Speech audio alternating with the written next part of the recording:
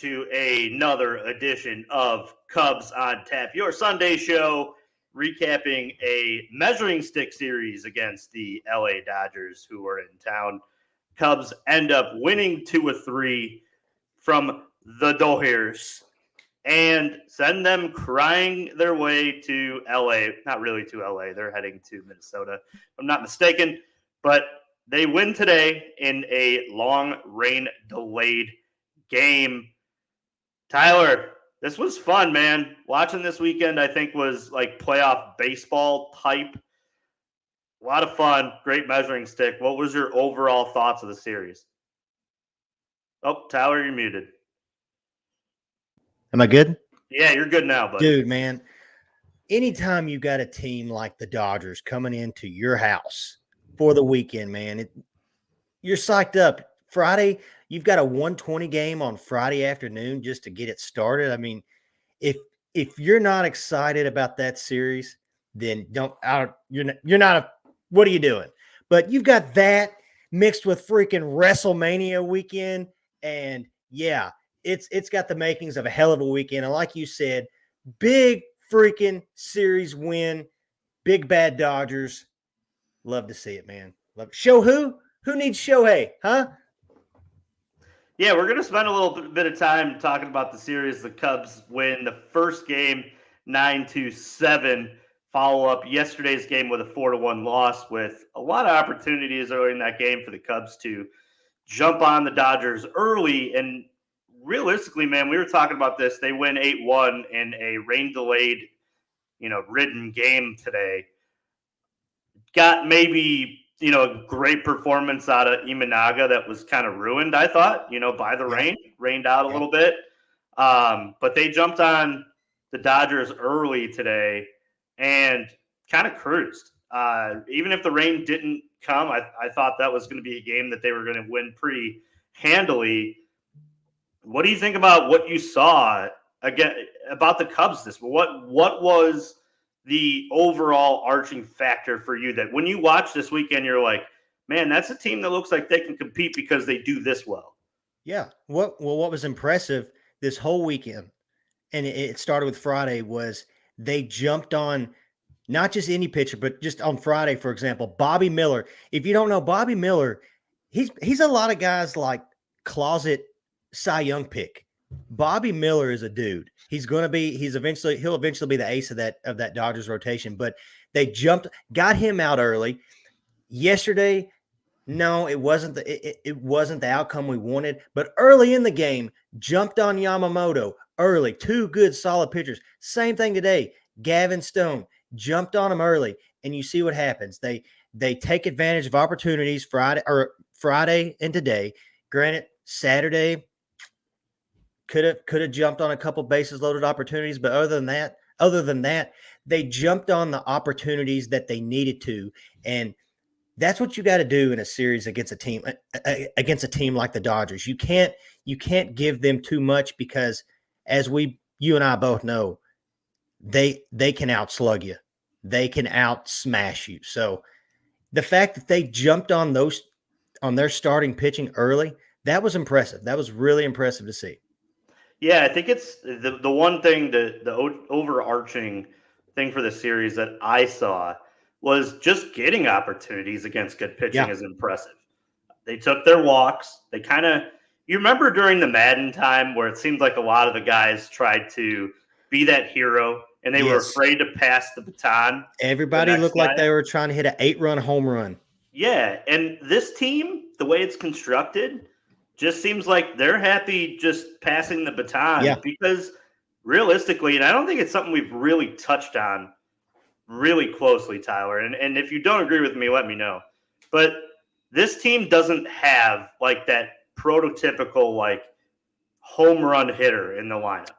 No. And because of that, I think that they're more likely to work at bats. They're more likely to work within a team unit opposed to if you look at that 16 team, and I'm not saying that they had bad chemistry, but every single one of those guys wanted exit velocity, the launch angle stuff. Like this team is like, I know I'm going to hit home runs every now and then, but I'm not going up there trying to hit a home run every time I get up there. It's just fine to walk and pass the baton to somebody else. Oh, definitely. And it's something this team, like you said, this team, what they're doing now, they can't do that unless everybody in the lineup is taking that kind of approach. And you do that mixed with good base running. Juice, I know you love good base running. We talked about it on opening day, like the second inning of the game. That's one of the first things you were talking about, was just I love good base running, and they do that as well. But yeah, it's impressive to see. Yeah, guys like maybe Nico Horner haven't figured it out, at least on the stat line yet. But today he took a lot of better at bats, so that's hopefully something that he can build upon. But yeah, even the younger guys like Michael Bush, they're all taking quality ABs, and you see what's happening. You see what's happening. You beat a team like the Dodgers. You do, you can't. I got to give a lot of credit too to the bullpen this weekend. Yeah, Put in a rough spot today. The 9-7 game, the first day is tough. You don't get the best performance from a starter that day, but yeah, they come in and hold it down. Drew Smiley in that game was nails. Went 3+ innings, if I'm not mistaken, on Friday just yeah. to get them to the end of it. This team, and I think we said this in April last year, like they are so built to win, oddly enough, in the cold, right? Like Yeah. April, September. And that's why it's so exciting. Like if they get to October, they could really make some noise because they play a style of baseball that's kind of fitting for the weather that they have to play in April. What do you think about that? Yeah, I mean, like they put the ball on the ground. They still, I mean, they haven't stole too many bases yet, but they get a lot of action on the base pass and weather like this. Hell, everybody in Chicago knew this week, or at least this past week, was going to suck weather-wise. I mean, we saw it firsthand. I know you guys, some of the guys went Tuesday to the game. Wednesday was the same way, and the rest of this week just cold, windy, rainy, crappy. Could have easily just like blamed this series on the poor, awful weather and folded and lose the series and just been like, well, better weather, maybe better outcome. But no, like it just these early games, even in these kind of conditions, like you build on this, you learn from this, you take this, and like you said in October, you go back to these series, you go back to these games. You guys remember back in April when we were playing and just we had the freaking 3-hour rain delay and just bullshit weather and yada yada. Just you remember all that. This is what that's for, and it's just again all that. It's just really encouraging to see a team like this play like they have so far, and just battle through it. Yeah, and I love what you say about like them being the cold weather team playing defense, and two, we talked about it already on this show. They're going to play better defensively, I think. Yeah. Oh yeah. And I also think too that there's like you mentioned Nico Horner. Nico Horner is not having the start that I think that we would hope, but he's still walking. He's still at a 343 on base clip. He's getting on base. He's playing, awesome defense at second base early, probably leading candidate for the Gold Glove yet again. Easily. It's really interesting to sit here, today and be like, man, they really took it to LA. I think that in a lot of ways, some teams over the course of the major leagues this year, I think are going to watch LA walk into their home and almost lose the game before it starts in some ways. Oh, trying to. Yeah. But the Cubs haven't done that. They didn't do that with LA. And honestly, I think a lot. Tell me if I'm right. I think a lot of this series, the Cubs looked at LA like, all right, we can beat these guys. And honestly, I think they play a style of baseball that is maybe like a kryptonite to LA because they save runs and they put the ball in play. And Boog said it on the telecast, and I thought it was some type of a little knock at the Dodgers. But if you look around their defensive alignment, they're not elite in the outfield. No. And they got a couple of guys playing out of position. Yeah. On the infield. So I don't know. Will you have any thoughts on like watching them? And I was impressed, Oh, obviously, with their lineup, but I'm going to say this: I wasn't impressed with what I saw in the starting pitching. Even yeah. Yamamoto had to work, Yep. and the defensive, alignment for them, I think, in a short series, could rear its ugly head. Yeah, if there's one thing that will be the downfall of the Dodgers, it will be their defense. Mookie Betts, great athlete, Gold Glove right fielder, uh, played second base before this year. You're asking a guy to go to short who's never played short in the majors until this year. Can he do it? Yeah, possibly, but you're asking a guy to do that, to basically be the captain of that infield when you've got a guy like Max Muncy, which, yeah, he can hit for power just like Christopher Morel. But honestly, defensively, I think I would take Morel over Max Muncy. And then at second base with Gavin Lux, I mean, he's not he another guy that's moved from short, or I believe it was short. So yeah, they've got a lot of just honestly, they've got a lot more what if questions in their all in their defensive alignment than Chicago does. I mean, yeah, everybody wants to bash on Christopher Morel, but like you look at a team like the Dodgers, and if that's not clicking, if you can't field a ball, you can't get any outs. And so you see how that goes. But just between that and I know we'll probably talk about it, but we can't talk about this weekend without talking about Jordan Wicks. That guy, man, was a dog yesterday. I believe our guy Jake from Dinger said it best. He was a dog yesterday. And it just like talking about just going after the Dodgers. Wicks went after that one, two, the top three guys in the lineup just went after him all game long. Made Mookie Betts. Speaking of Betts, made Betts look lost at the plate. The guy got, I believe, one hit the whole series, but Wicks, man, gosh, props to that guy. You do stuff like that, you punch him in the mouth early. Who knows what could happen? Yeah, I think a lot of overarching thing for this weekend, a lot of great performances. Jump to the comments just real quick. Darren dropping in, talking about today a little bit. How about that Talkman love? Yeah, Good at bats, flashing some leather. The Cubs have like some of that great depth. You talked about Madrigal too. Madrigal and yeah. Friday, coming through with runners in scoring position and flashing some leather as well. That bench really comes out. But I'm going to read you a stat line here, Tyler. Yeah. And I want to play guess the player with you. He is a Cub in 28 plate appearances this year. We are looking at a man who is batting 304. He is on base percentage is 393 with a slug of 478 for an OPS of 871. Who's the player? Are you about to say Nick Madrigal? No. Is it Talkman? Nope. Oh, it's got to be Saya. Nope. It's funny how this works, right? Yeah. Who is it? That man at first base, left-handed bat, Michael Ooh. Busch. What a All right. start to his career as a Cub. I want a little bit of thoughts on his return. Kind of like a little bit of a revenge game per se for him against the Dodgers this weekend.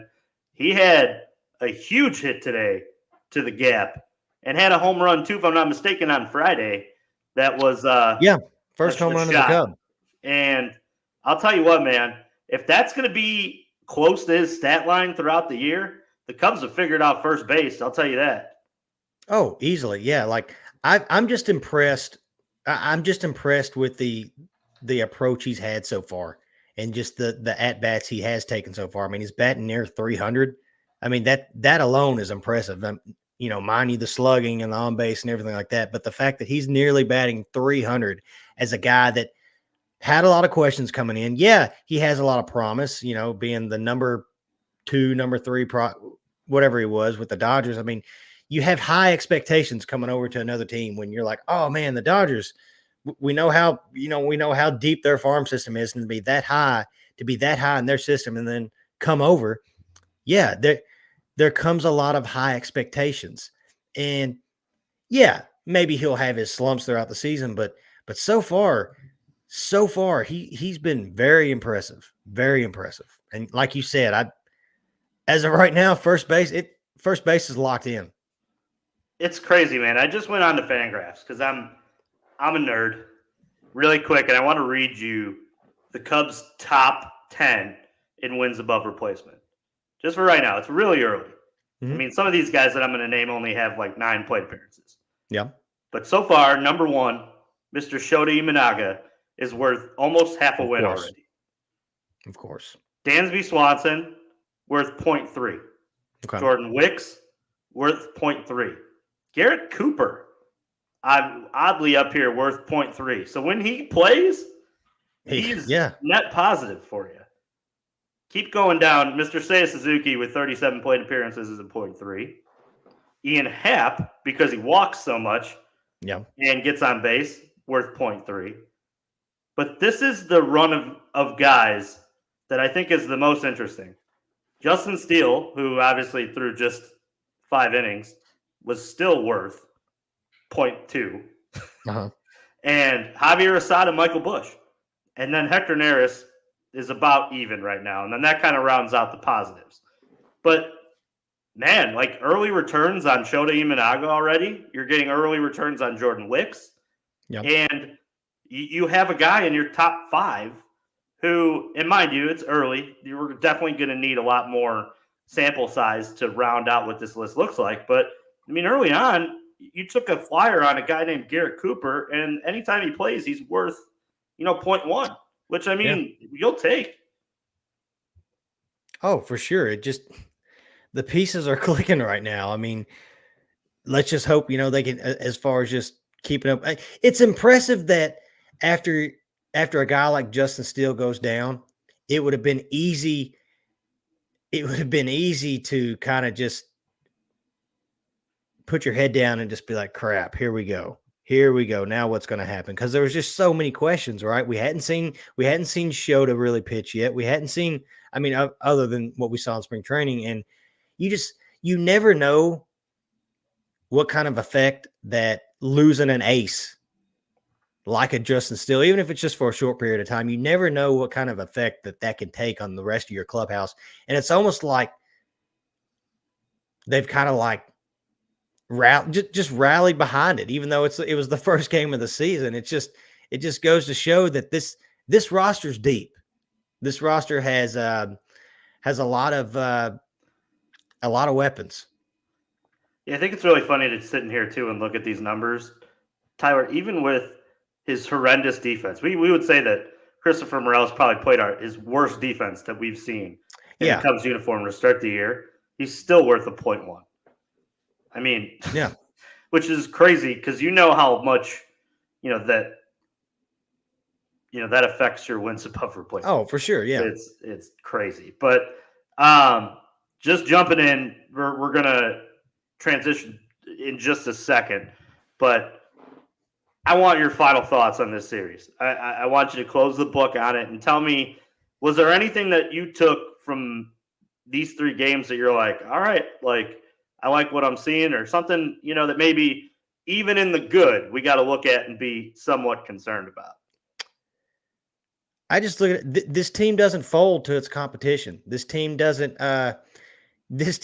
play down, or, you know what I'm saying? Like, you had the Rockies come in the series before, and they could have easily, that final game could have just like, well, we've got the Dodgers coming in, so we'll kind of like stay back. And no, they've been relentless. And then the same thing, going into this weekend, it's just, like you said at the beginning, a lot of teams can look at their calendar and go, oh crap, we've got the Dodgers coming in this weekend. So it's almost like, well, we better win the game. We better win the series before, because we got the Dodgers coming in. But no, so far, I know it's early, but this team is it's relentless.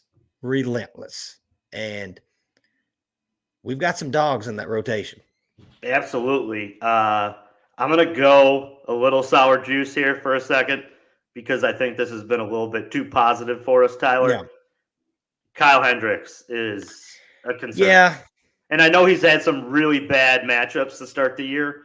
Texas, not the best for him, and neither is this Dodger lineup. But I'm a little concerned. Not going to lie. I agree. I think he may be once you get Steele back, once you get whenever Jameson Tyon comes back, wouldn't be shocked if you see Kyle as the guy that's maybe your long reliever type guy. I don't know, but yeah, wasn't too excited about that. No. No, he looks. But if anybody, I'll say this: if anybody's going to figure it out, it'll Yeah. be him. It'll be him. He has the. He's got the wherewithal to make do with what he has. It's just Yeah. it just sucks. Like It I does. feel like too. Like his matchups to start. I mean, you look at that Ranger lineup. Like they're going to feed on a guy like Kyle. You know, they're Yeah. and same with the Dodgers. I feel like that was Oh just yeah. they're just bad matchups for him. Oh, and another thing, real quick, I'll ask you because I know he's one of your favorite players. Is Craig Counsell basically just giving Jose Cuas like all these opportunities that way just early, just to be like, okay, this is what we got. We, We I got mean, to figure this out. got to figure it out, get rid of him, something like it. Is that it? Are they just giving him all these opportunities early? That way they, maybe they had questions before and then like, okay, we're going to give him a couple appearances, see what happens. Okay. Not what we thought it was going to be. Is that what this is? I was really rooting for him. Obviously, they gave up a decent guy in Nelson Velasquez for him to come over this way. Yeah. But I'll tell you what, man. Like, if he's not going to throw strikes, he just can't be trusted ever. No. I And mean, I mean, I asked in the chat. We went back and forth on this on Friday or Saturday yesterday. How many options does he have left? Joey thinks he has 2 left. I haven't had a chance to look that up because I was very thrilled that he didn't pitch today, and I yeah. didn't want to have Yeah. to be the guy that. I But agree. Yeah. but they brought back, Carl. I wonder if maybe He's the guy that's that the would. move, and then I you hope just so. have Yensi be the weird arm slot guy. Sure. Why not? Because, I mean, we've seen so far what Kwas has done. And I'll be honest, when we first got him, I was a little excited. And I don't know, after his first couple outings last year, it's just been kind of bleh. Yeah, he's really struggled, and I don't know. Hopefully you turn it around. Maybe a trip out to the West Coast is something that Jose Cuas needs. I Yeah. know the Cubs are heading that way. The 6-3 Cubs will take on your San Diego Padres, who are 5-7 on the year, at 8:40 Central Time tomorrow. Quick turnaround, really, if you look at it. The Cubs are going to probably taking that long flight right now over that way and going to get in and hopefully get some rest and have a late one. Tomorrow will be Javier Assad versus old friend of the Cubs and former Cub, Mr. Yu Darvish. Tyler, what do they got to do to keep this thing going, man? Like 840, another good team. If you look at it in the Padres, what do they got to do when they get out there? It's going to be a Padre team too that's probably waiting for them there. Yeah, it's to be honest, you could kind of approach this just like this Dodger series as far as with the Padres pitching staff. They arguably have one of the best pitching staffs in baseball. And so with Yu Darvish, who I think he's got just a little bit over a 2 ERA, jump on them early. You got to jump on them early. I mean, everybody knows West Coast road trips, especially coming from the East Coast, are the worst road trips. So it's going to be tough. It's going to be, 9 games? Was it 9 or 10 games all out 10. west? I think 10 it's a games 10-day out trip. west. So it's crazy. You've got to jump on these starters early. You've got to get them out early. And, you get opportunities like we've gotten with the Dodgers and like we've gotten with the Rockies. It really showed in the Rocky series. You get those opportunities early. You got to take advantage of them. Good teams, I said it earlier this week, good teams take advantage of those type of situations. No matter who you're playing. I don't care if it's the Rockies or I would say the Oakland A's, but just the A's. It doesn't matter. You've got to take advantage of those opportunities. So hopefully we continue to see them do that starting tomorrow. Yeah, hopefully this opportunities will be there for the Cubs. Tough three in a row here for them pitching Yeah. wise. Darvish, Musgrove, and then familiar foe from the South Side, Mr. Dylan Cease. The Cubs have Javier Assad going tomorrow. It's still TBD. A lot of us expect it to be opener than Ben Brown, kind of how they did in that series against the Rockies. But and then the final game of the series, it'll be Kyle Hendricks on the bump for the Cubs, sporting his 1174 that we just talked about. Hopefully, this is maybe a little better matchup for him out there in a ballpark where it's kind of tough to hit a home run. I don't think it's the easiest. It's more pitcher friendly than you think. Yeah. Oh yeah, for sure. But yeah, we're gonna eventually get out of here, I think, right now because both of us are WrestleMania guys, and we're taking just a little bit of time away from WrestleMania. But Tyler, any final thoughts for the show today before we wrap this thing up in a pretty bow and get the hell out of here? Keep your eye. I've said it before. I'm going to say it again. Even if you're not a Cubs fan, keep your eye on Jordan Wicks. I'm telling you, I was so impressed. I was so impressed yesterday that, like, I know we all know. I know Juice, me, you, Ron, Joey, everybody, Nick. We all know who Jordan Wicks can be. But I just feel like Saturday's start. I know it was just under 5 innings. I just feel like Saturday's start for Jordan Wicks. It's just the start of a breakout campaign that a lot of people in the baseball world may be talking about him sooner than we all think. Yeah, getting that fastball up to 94 really didn't throw a lot of changeups, and that curveball looks a lot better than it did last year. Yeah, he's got 3+ pitches now. Hopefully, he can bring those over on the West Coast trip.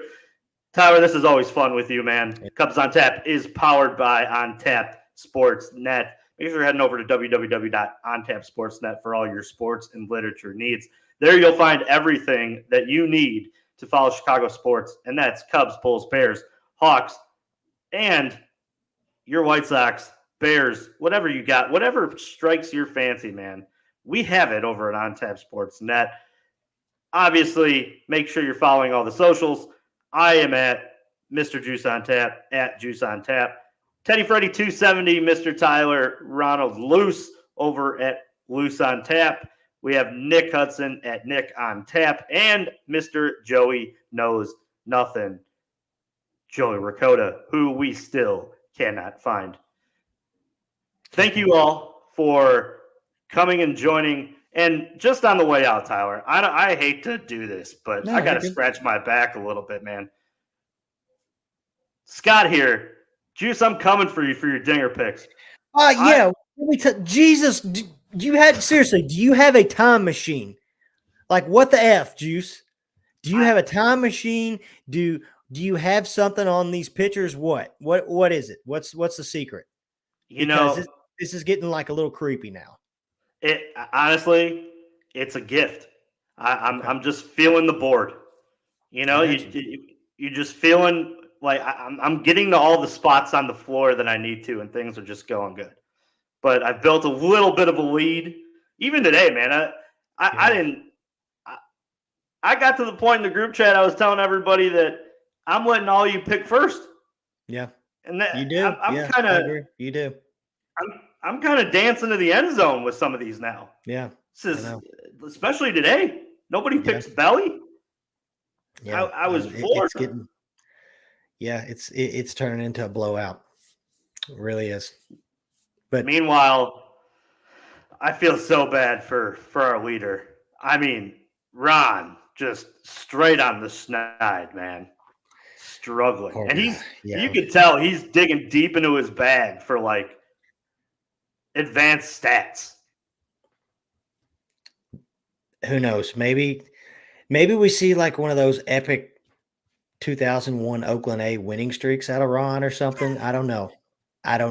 But Tyler, I was there just the other day, but not anymore. So thank you, Michael Bush. Tyler, I'm a quarter away there if we're talking about. You really are. Yeah. I'm right there, man. I hate to come on this show and be the Nostra Juice here, but I'm telling you, I'm making a little money on the side from this thing too. But We should have put stakes on this or I something. really should have. We had to have. Next year. We've got. Oh yeah, we've got to do that because have to. But you heard it here. Cubs win the series. We're going to go watch a little bit of wrestling, I think. So thank you all for watching. And Tyler, any final thoughts? Any wrestling promos you're cutting here? Well, I did see where the winless Marlins finally got their first win against that crappy team in St. Louis. So all I can really say is FTC, yeah. Let's go Cubbies.